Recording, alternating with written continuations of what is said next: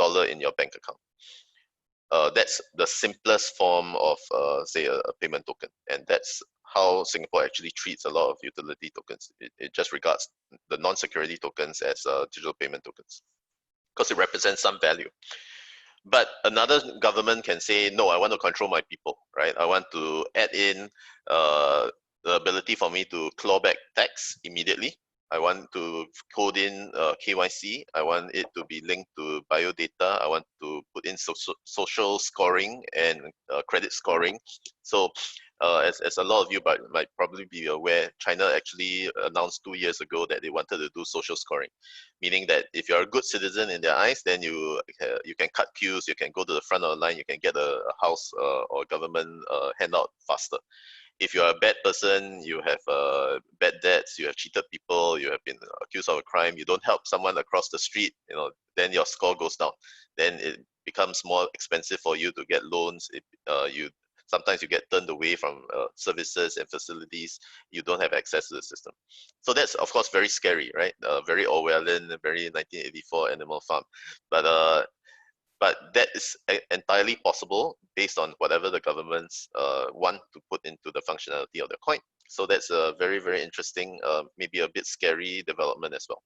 So every government is now looking at these functionalities, right? So a lot of them actually want to have more regulatory control, and they are specifying that their coins will be created along these lines. So I think that's a huge development in today's world.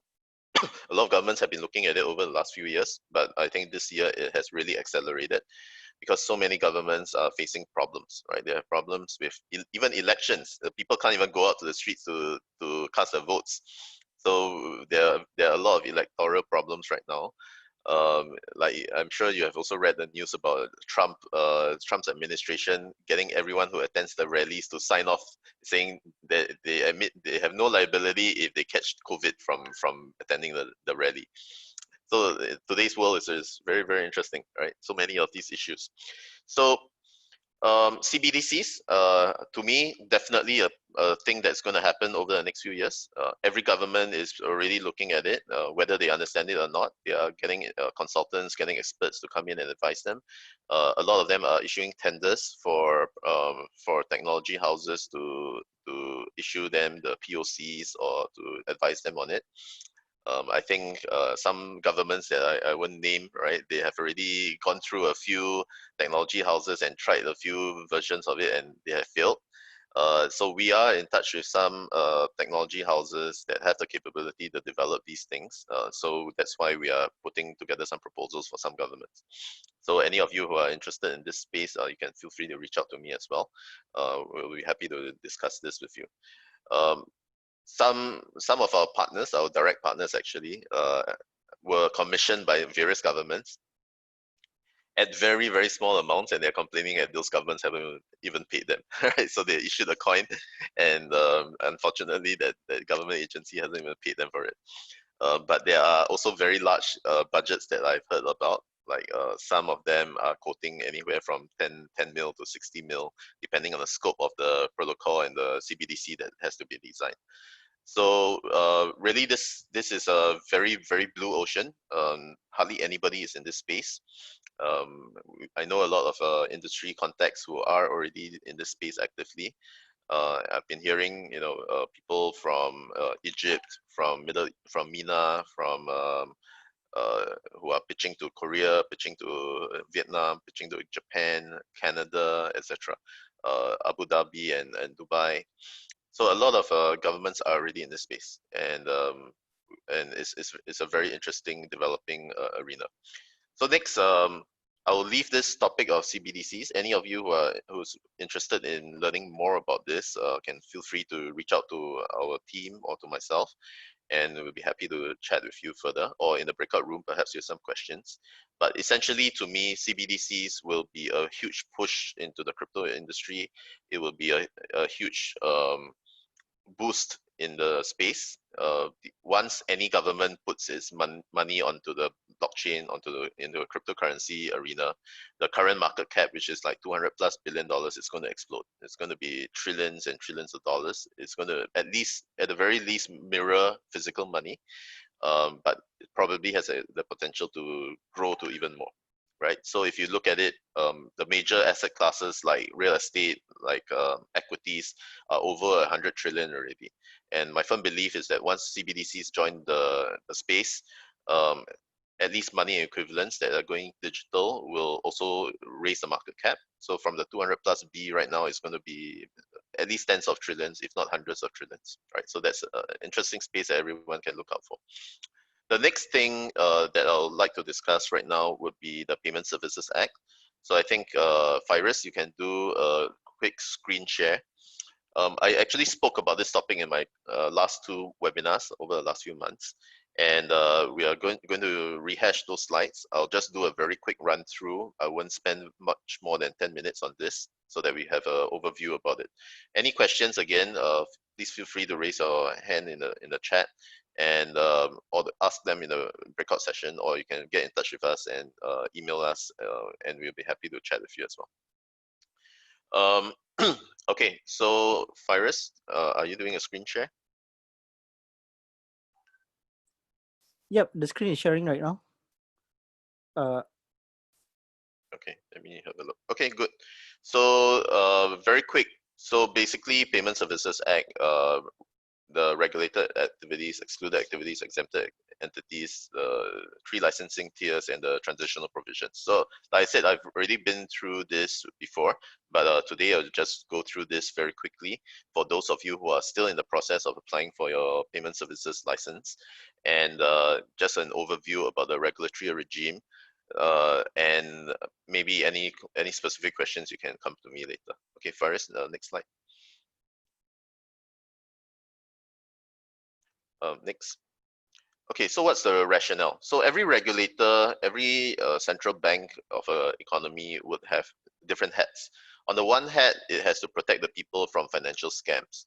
On the, wearing another hat, it has to welcome foreign direct investment and money to come into the system. So in Singapore, we are priding ourselves on being a financial hub, being one of the main finance centers worldwide.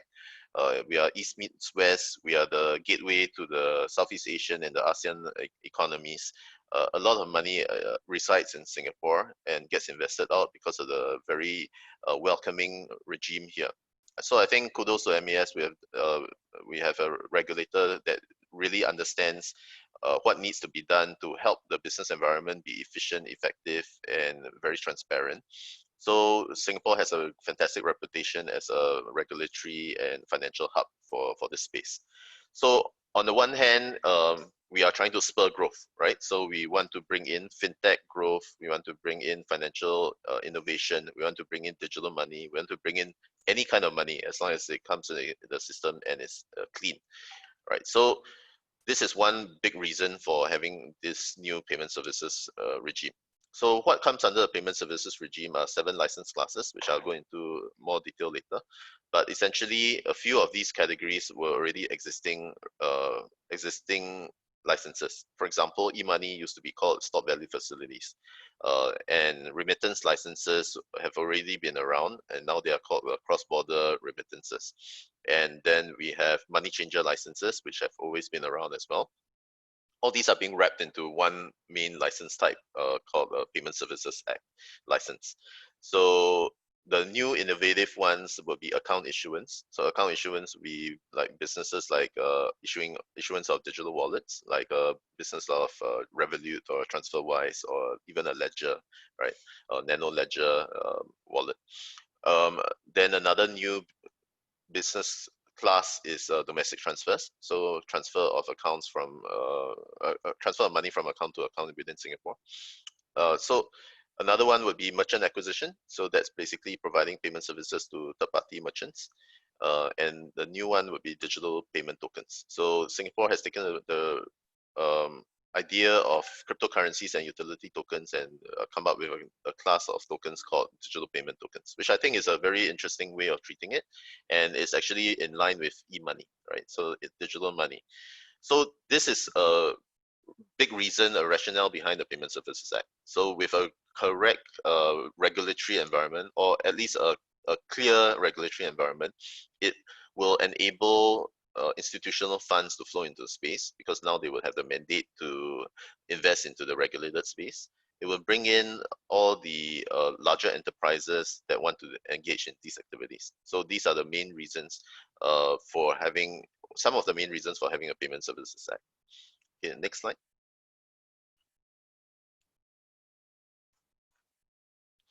And of course, on the previous slide as well, with new technology coming into space, with fintech coming up, with digital payments coming up, there are higher risks and things that didn't exist before, right? Like hacking. If you have physical money, hacking can't even be considered as part of the arena. So these are the things that the new act also takes care of. Okay, so next slide, we're talking about the different types of risks, right? Uh, and then now we are talking about the regulated activities, like I mentioned. So account issuance, I mentioned, domestic money transfer, cross-border money transfer, merchant acquisition, etc. So I wouldn't go into these in detail, but suffice to say that the interesting thing that is coming up in terms of a deadline is the digital payment tokens.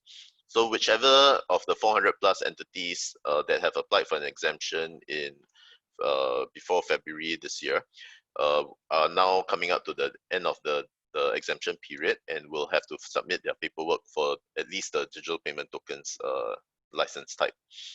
The other license types will last up to January next year, so there's a longer exemption period for those services. But for anyone who's a digital token issuer or a trader or dealer, you will now need to have a license in order to perform these services. So after 28th of July, then the people who can conduct such activities will drop tremendously, right? So that's the main timeline to look out for. Okay, next slide. Okay, so what are excluded? So these are under existing types of licenses. So for example, if you're a bank, if you are a payment service provider, you are doing transfers within your same corporate structure. Now all these are not required. So authorized commercial agents, PSP, payment service provider transactions, related corporation transfers within your own payment ecosystem. That means within your own group of companies or entities. Document-based transactions, which means that you're just moving paper, you're not moving any money. And transporting of currency. So those are under the excluded services. So for these, you don't need to have a payment service license. Move on. Right, so these are also not payment services, like I mentioned just now, banks, then central banks, non-profit currency transfers. If you don't have the money, then it's also not considered to be a payment services activity. And then anything that is like a CMS holder or SFA, other license type holder, like financial advisors, like capital market services, all these, you can still do your activities under your existing license type if there is an overlap. But if there's something that's not covered by your original license type, then you still need to get a payment service license. Limited purpose e-money is within an ecosystem, and limited purpose digital token is the same thing. So all these are the services that are not regarded as payment services and don't need to have licenses. Move on. Yep, next. Okay, so same thing earlier I mentioned, any banks, anyone who's already under the SFA, under the FAA, who's a trust company, who's an insurance company, will not need to have these new license types. Yep, move on. Yep. Okay, so once you decide that you know that you are under a payment services regime, then you would need to have one of these license classes. So money changing licensees are those that only do money changing activities. Standard payment institutions and major payment institutions are two of the other types. So SPIs have a limit on the amount of money that they can handle, and MPIs have no limit on the money that they can handle, except that they are also subject to the subclass restrictions. Like for example, e-money, you are not allowed to within a year clear 30,000 within the same account, right? So those are the sub thresholds that still have to be adhered to. But overall, the float that you manage under SPI and MPI are different. SPI. So one interesting thing that we are hearing from the industry, those who have already been interviewed by MES, a lot of them are going for the SPI to try first, right? Because the big difference between the SPI and MPI is that the compliance team that you need to have for MPI is much greater in size, and of course that increases the costs, increases the business risk. So a lot of license applicants are actually going for SPI first and thinking of upgrading to MPI later. So the interesting thing then is that we hear back from applicants that some of the interview questions are, which class are you going for? So the answer, SPI. And then they will ask, so the SPI has a limit, you can't do like 3 million over a month. Then they say, yeah, I understand. So if you only handle like 3 million transactions, then how are you going to make money? Right? So it's quite interesting to hear the types of questions that we are hearing back from the industry. But I mean, all these are fair questions that are being asked by the regulators, and these are all situational testing. If you know your business, you know what you're doing. Obviously, you know the reasons for applying for the license and how you're going to run your business. Okay, move on to the next. Okay, so I won't go into much detail into this, but basically MES takes a risk-focused licensing regime overview about it. Because earlier I mentioned about the different hats that the regulators need to wear. So one of them is to protect the citizens, protect the people in the financial ecosystem from harm. And how to protect from harm? They need to alleviate risk or to reduce the risk as much as possible. So it is required for license holders to make sure that they are handling interoperability issues, user protection, money laundering and terrorist financing risks, and technology risks. So the elements that are required in application are the business plan application, the application form filling basically to input the business plan and financial forecast, the legal opinion if they are handling e-money or digital payment token, because you need to identify the type of asset that you're handling, and then the compliance manuals, which will have to handle all these risks, and IT policies, internal control policies, talking about the money laundering and terrorism financing risks and how you alleviate those. And of course, the final big requirement is a technology risk management system, the manuals, the IT controls, and how the flowchart works, what risks are identified, and how you stop them or reduce them as much as possible. So it's very important for any applicant to be able to answer all these questions from the regulators. Yep. Next. I think we are kind of at the end of the grandfathering anyway. So, but basically what grandfathering means is that if you were a license holder before the PSA came into effect, then you will be grandfathered in and also awarded an MPR, SPI, or money changer license.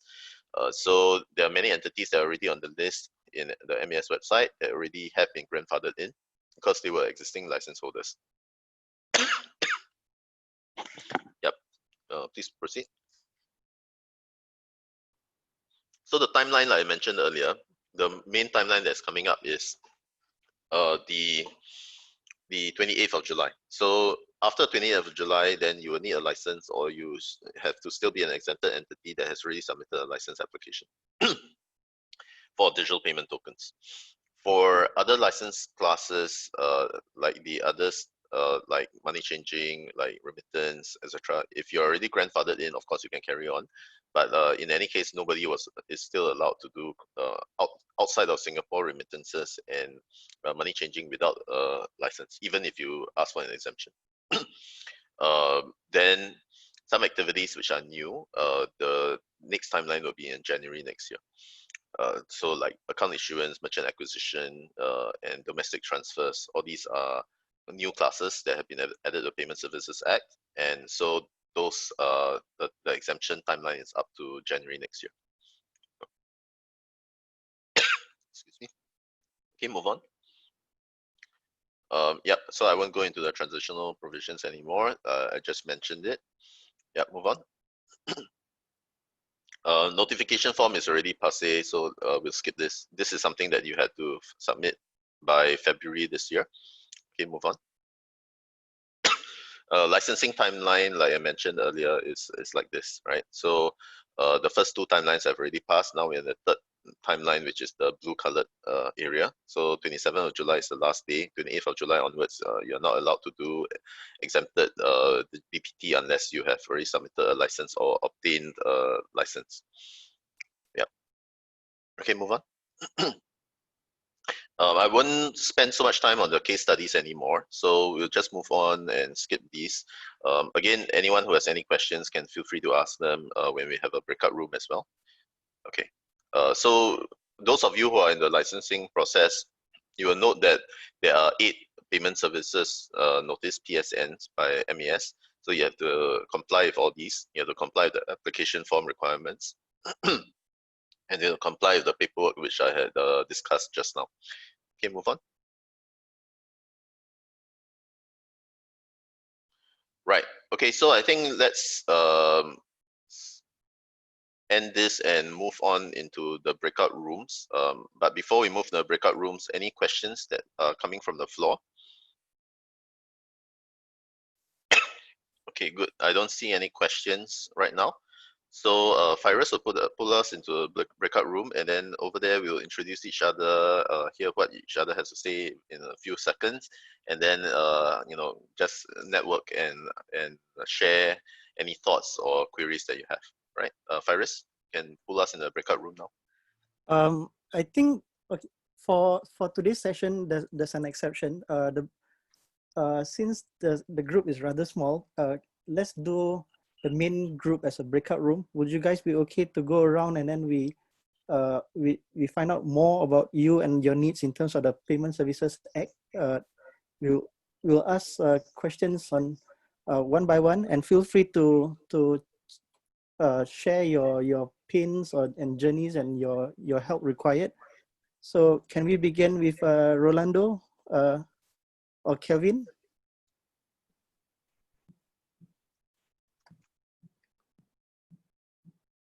Yeah, good afternoon. Good afternoon. I'm Rolando Victoria from the Philippines, and I got interested to the topic since we have also an office in Singapore. We are supporting the overseas Filipino workers in terms of training on financial education and entrepreneurship. And since the Philippines is also in the way of promoting digital transaction, we set up also a company here in the Philippines using digital transactions. So we are into microfinancing also. So we want to make use of the technology in loan disbursement, collection that is linked with telcos and as bills payment and other services that it can offer. So I hope I will continue to learn from the group. Thank you. Right, thanks. How about the rest? Would you like to talk about your journey and your pains? Kevin Yong, Ren Jiaying, Mei Ling. How about yourself, Su Yen? Jennifer. Would you like to start? We see you now. I just come for info. Yeah, I'm Jennifer here, representing Zenus Alliance from Prudential Company. Okay. Yeah, actually I read the question. I'm not sure whether is it relevant or I haven't got. Yeah, I didn't see it. Sorry. What's your question?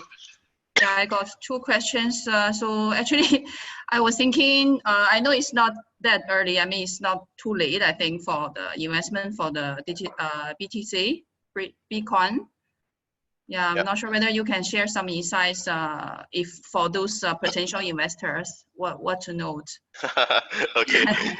Yeah, I'm not an investment advisor, but yeah, okay. What I can share. But I noticed. Yeah, sorry. Yeah, what I I can share is some, my personal, personal thoughts. But yeah, please go ahead. You notice? Yeah, because the other day I was quite shocked because I saw the payment for some events. We can use this BTC app to do payment. Yeah, so I know one day it will be realized by that. I didn't know it can be so fast. So that's why I quickly attend this webinar to have some more insights and info. Okay, so basically, I answer a lot of Quora questions. You can maybe follow me on Quora as well. So a lot of people ask the same questions, right? What's BDC? Is it a scam? Is it going to be around? Why aren't governments using it? All sorts of questions, right? So it's very common for people to ask about Bitcoin as well. To me, Bitcoin, one of the main functions of Bitcoin and Ethereum is that it can disrupt the SWIFT system. So the SWIFT system is a system that is used by international banks to do transfers bank to bank. So for example, if you are doing a transfer from Singapore to China, then you have to go to your bank and then look at the corresponding bank or the final bank. If you have a direct relationship, then you can pick it and then you can go. Otherwise, if no direct relationship, you have to go through a correspondent bank. It can take days. It can take 1 to 30 days, depending on how efficient or whether there's any clerical and admin mistakes. But for me, I've actually been starting to use cryptocurrency since I got into the space a few years ago. Okay. A lot of our clients actually pay us in Bitcoin or in Ether. In fact, we also rendered some legal opinions for financial services licensed entities to say to ask whether it's okay to accept payments in this. So as long as it's a willing buyer, willing seller, and you think that there's value in it, then of course it's up to you to accept it. Let me describe a few of my use cases, then you can think about it, right? Yeah. So for example, 2-3 nights ago, I had a client who is in Singapore. He's from India, and then he said he has a client from the USA that needs to send 35,000 US dollars, and then he wants to receive it in Singapore. So a normal method, that client would have to go to his bank account in the US and then send it to this guy's bank account in Singapore. But he said it's very urgent, he needs it immediately. So what I did was I called up my US attorney partner. We have a partnership with some global international law firms. And I asked, hey, do you have a USD account that I can use, right? So he said, okay, sure. Send me the contract, payment for what services. Give me a passport so I can do the KYC on the guy. And then send the USD to his bank account. And he sent me USDT. So yes, USDT is somewhat similar to Bitcoin. Bitcoin is more fluctuating. USDT is more or less 1-to-1. So very simple. Within 1 hour, we got the money, right? If he had been doing it by the normal method, it would have taken quite a long time. So as long as we cleared our KYC and AML requirements on our end, we are fine with doing this transaction. For us also, as a service provider in the advisory space, we've done many projects. Even my law firm, we have clients who ask about whether they can pay us in Bitcoin or Ether. And generally, we are okay with it. We just charge them a small admin fee, like 1 to 2% to cover the cost of conversion. So if I wanted to convert it, I can use one of my wallets. Like for example, I use a Gemini wallet. So if you transfer Bitcoin to me in my Gemini wallet, I sell it on the open market. They will charge me whatever is the fee, the market rate on the exchange, less 1% for the transaction fee. And then I can then transfer that money in USD from Silvergate in the US. That's a bank that's crypto friendly, to my DBS account. And then I can get it. So it can also be done this way, right? So actually, cryptocurrency can facilitate a lot of payments, and that's why MAS is now looking at legitimizing this, making it a payment service, so that essentially people who want to deal with these types of payment methods can actually go and do this legitimately. Like for example, we have some exempt entities as well. That's why we also notify MES that we are doing it. So we have been handling some OTC, very small amounts, right? But we always have clients who want to do payments, and it's not convenient for them if they go through a normal bank. So as long as you clear the requirements and you are under exemption or you already have a license, then in the current regulatory environment in Singapore, you are allowed to do it. Or if you don't want to get your own license, you can go to a third-party provider who has the license, and then you can work with them. So for example, now we are also advising a few clients who are operating Bitcoin ATMs, or we are doing advisory for some clients who are doing OTC platforms or who are running exchanges. So all of these are actually looking at getting their own licenses.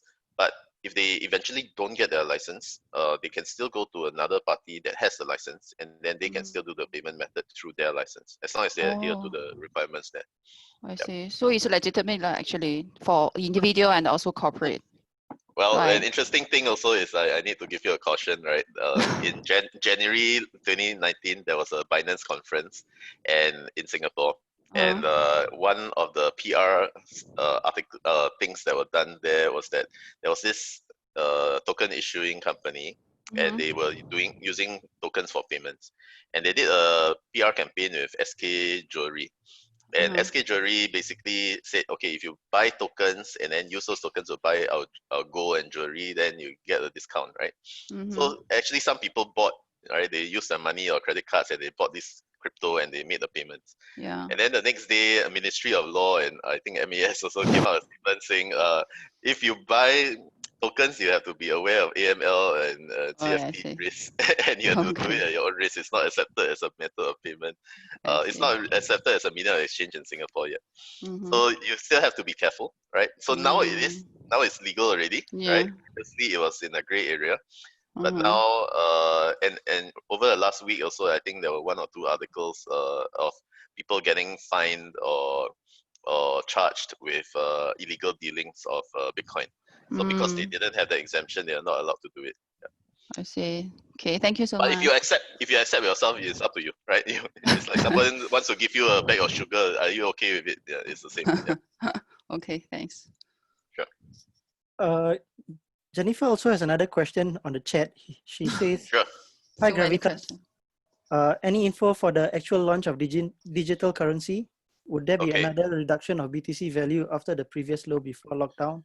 And then Okay, lastly, so the main issue with the cryptocurrency industry is a lot of people are not sure where it stands. So if you have been involved in this for the last 2-3 years, you'll know every 3 to 6 months the environment changes a lot. So back in 2017, 2018, cryptocurrencies as in general were decoupled. Decoupled means not connected to the traditional markets. But from 2018 onwards, more and more traditional funds and portfolio managers actually put money into cryptocurrencies like Bitcoin, Ethereum. And like maybe a lot of portfolio managers will advocate to their customers, hey, if you don't need this money, why not just put 1% of your portfolio into this? So because of that, it started to get more coupled. That means connected to the traditional markets. So what you saw in March this year, one day there was a flash crash of Bitcoin price and all cryptocurrencies tumbled, right? But of course that has since recovered. And that flash crash was caused by a variety of factors.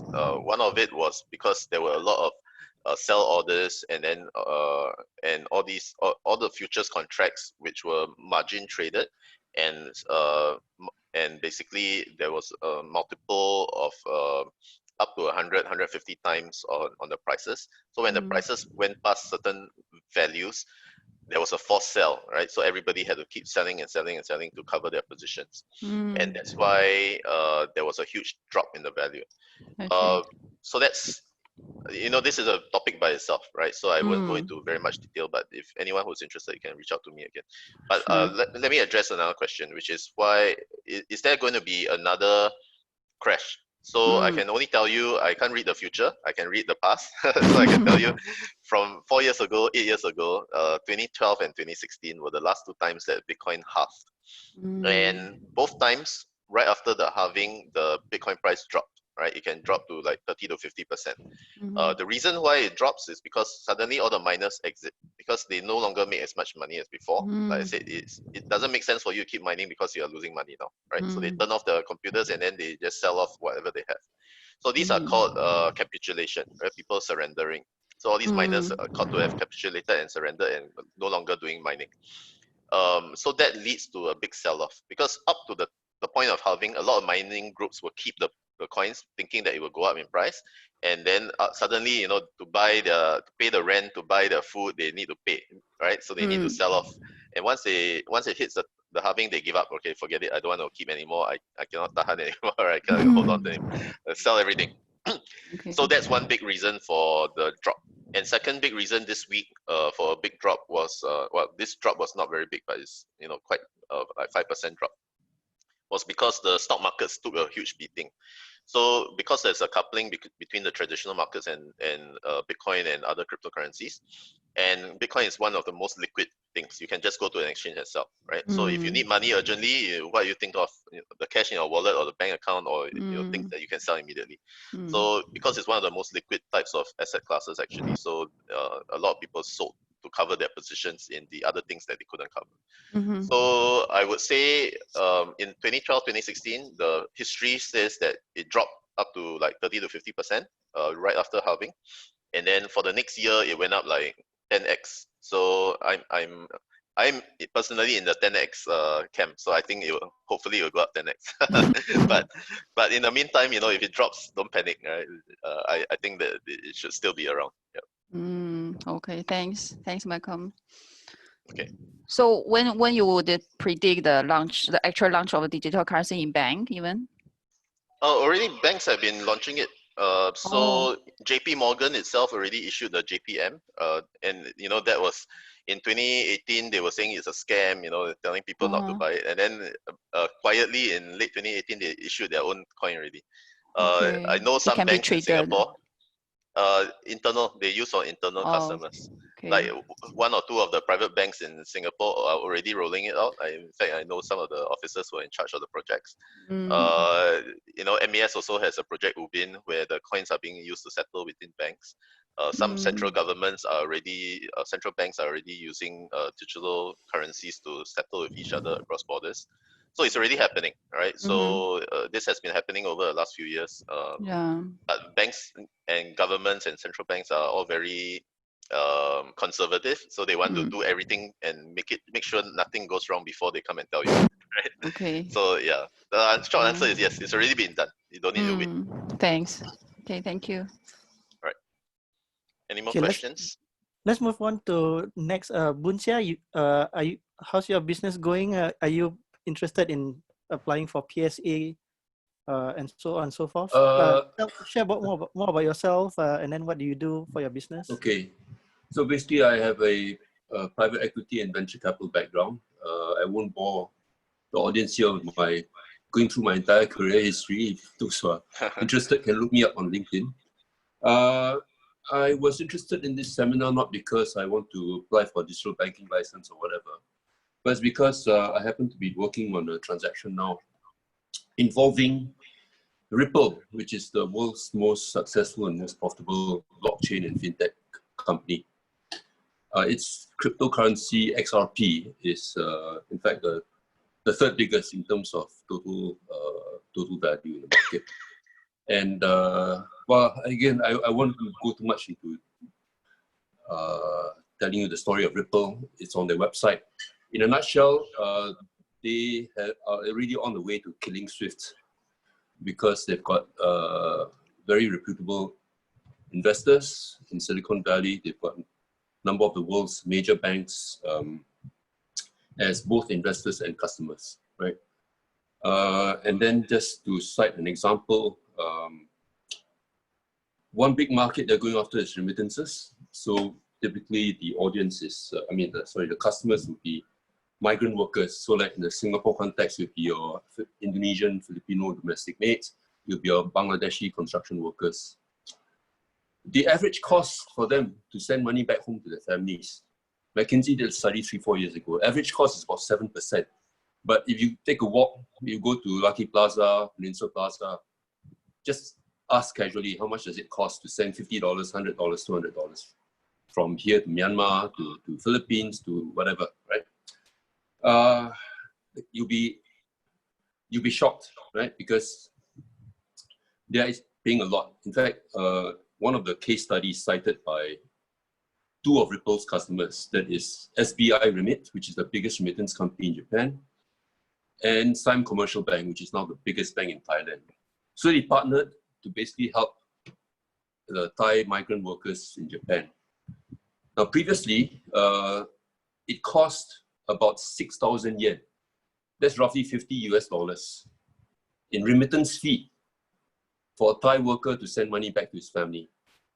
And that is the equivalent of 12 hours of average pay for the because typically migrant workers, they have they're not bankers, they're not in white collar jobs, they are the bottom of the income ladder. So imagine every time they want to send money back, the cost of sending the money back is equivalent to 12 hours of their working time, right? So now, again, because of the partnership between these two big financial companies, I mean, one is a bank and the other is the biggest remittance company, they brought the cost down by 80%. The workers now can just go to an ATM in Japan, do the money transfer, and within seconds, the money arrives in Thai baht in their family's Swan commercial bank account, right? So this saves, firstly, costs. Basically, if you work out, you do a simple arithmetic calculation, this boosts the workers' net household income by 8% or so. It's an immediate impact on their household income. And then there's also the much greater convenience, because imagine many of you would have been to Thailand. It's a big country, unlike Singapore.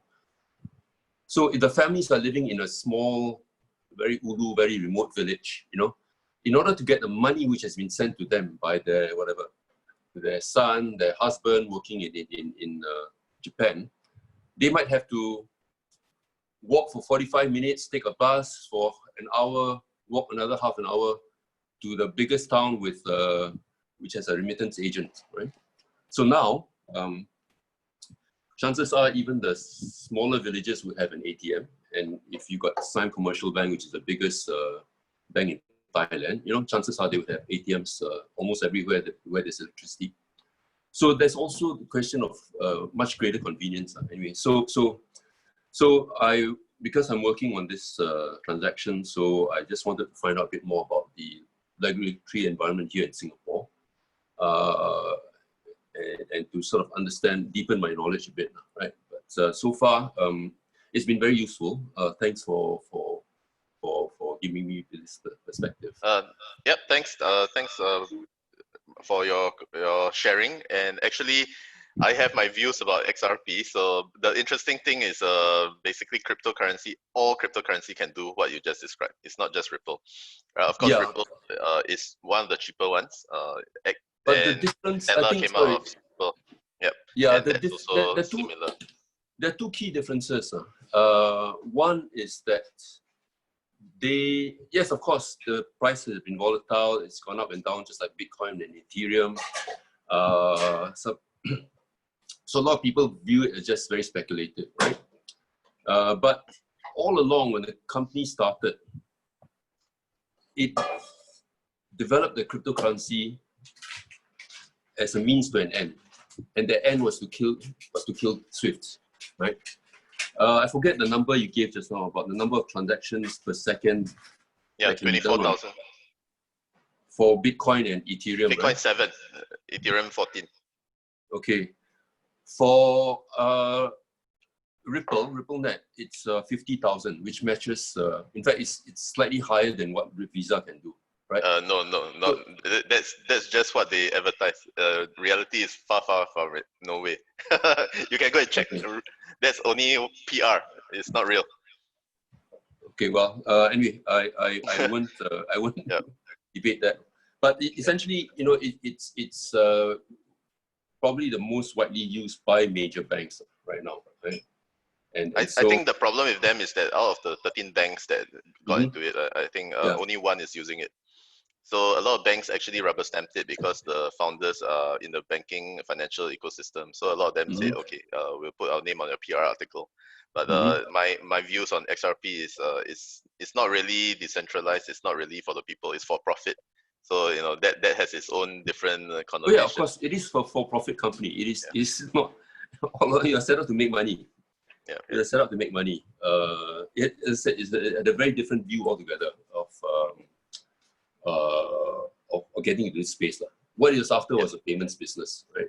Yeah, it helps. Definitely helps. It's just like any other cryptocurrency. It really helps the payments business. Yeah, So I think in the Singapore position, like I mentioned earlier, essentially you just need to take care of the AML and the CFT issues, be a licensed dealer, then it's okay, right? Okay, Henry, thanks for your Thanks. your feedback. Thanks. Yeah. Thank you, Byung-Cha. How about Janet? Janet, you have a nice background. How about yourself? What are you doing? Are there, personally, what what are you up to? Yeah, I just have a question on the Q&A. Anyway, I'm a Okay, let me see. and Malcolm knows me lah. Yeah, I'm in hi. fundraising space also. Yeah, just that quiet down because of COVID. So now I'm Okay. actually developing my platform. So I also thinking whether to accept crypto or not. But even if I accept crypto, it's within my ecosystem, so I don't think I need the license, right? No, if you're accepting it for payment, then I think whoever is sending it to you needs a license. But Okay. if it's peer-to-peer, I don't think you need a license also. But if you are using it if you're a dealer, like a broker or OTC dealer, then you will need a license. Okay. So if I issue a token and people buy my token for transaction in my ecosystem, do not, right? Then Do you I need. need? I need a. Yeah. Oh, is you it? need. If it's external, if it can be if it can be converted into something else, yes. Only in your own ecosystem, then it's okay. Closed loop, like I said just now, is excluded or exempted. Okay. So, like for example, if you have a coupon from Starbucks, right? You can only use it at Starbucks cafes. Okay, then that is like closed loop within your own ecosystem. So this kind of need, right? Don't know. you have to let me see your business model. No, not really. I Okay, cannot give you advice over just one sentence. We have to see what you have. Yeah, when Okay. I'm ready, I'll look for you. Yes, yeah. No, I just want to Sure, know but- about the STO space. Is it still alive or dead already?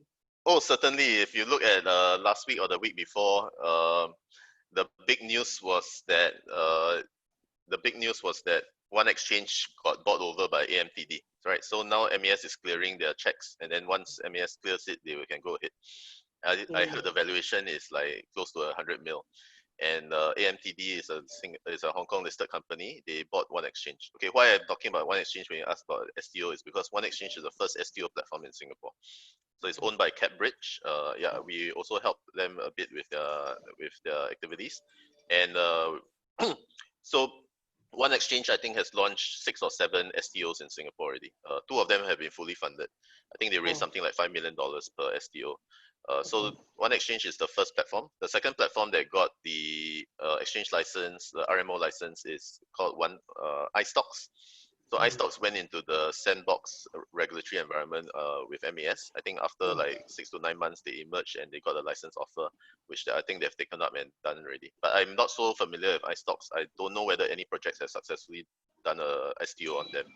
So even in Singapore, STOs are already there. The main thing is now, with all the issues with SGX and whether there's any liquidity in Singapore for all these things, it's a bit damper. But I can tell you 100% that One Exchange at least is doing pretty well. It raised $4 million from Hanwha Securities about a year ago, putting its valuation about 40 mil US. And then recently they say majority share has been sold to AMTD. So I haven't checked with Johnson yet how much they paid, but I'm sure they will make another PR announcement once it's able to be disclosed.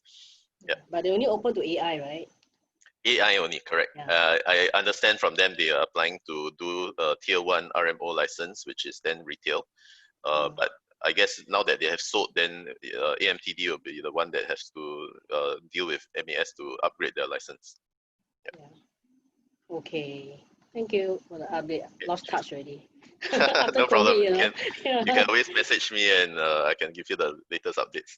Yes. Just to come for some recap also, yeah. Okay. Okay, good. thank you. Sure. How about Kevin? Just now, Kevin, we saw Kevin you on video. Are you still around, Kevin?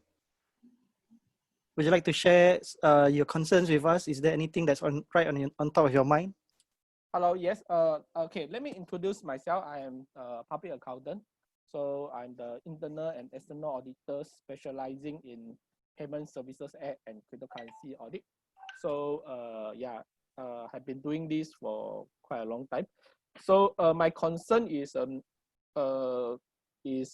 what is the impact on payment services act to the market player? for example, the cryptocurrency exchanges, and for those who involved in this area, I understand that actually a lot of small players are unable, or they do not have the budget to actually apply the license. So what is the impact on that? Okay, thanks for your question, Kevin.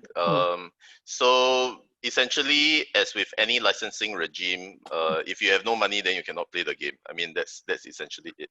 Because the regulatory requirements are compliance, and this is a significant upgrade on previous requirements. So for example, in the stored value facilities regime before, up to $30 or $35 million float was okay, and you don't need to get a license.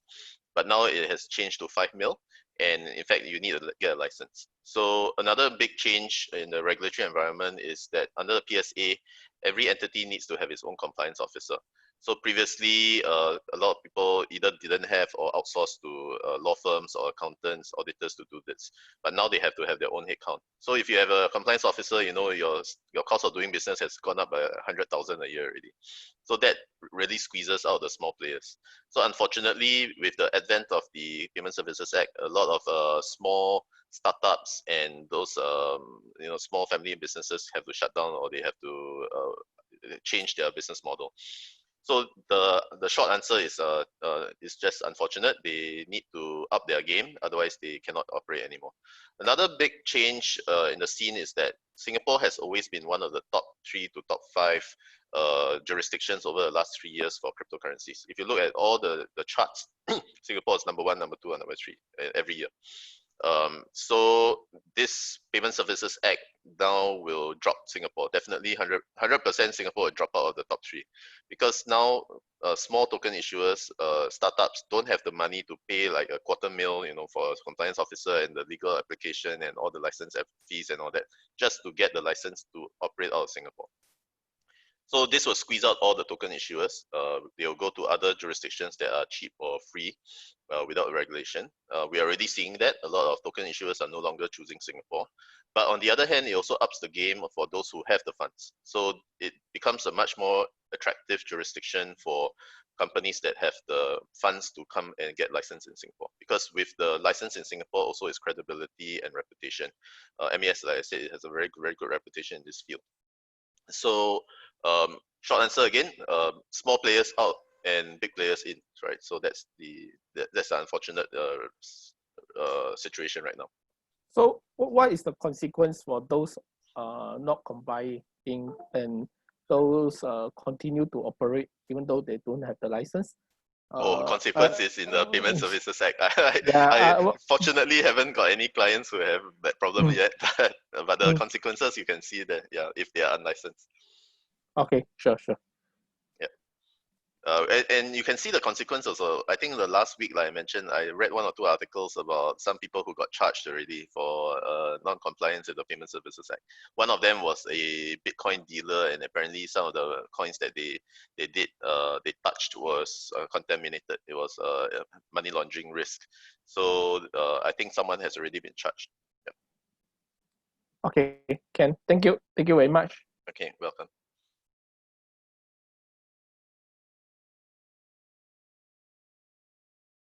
Okay, Faris, maybe you want to wrap this up?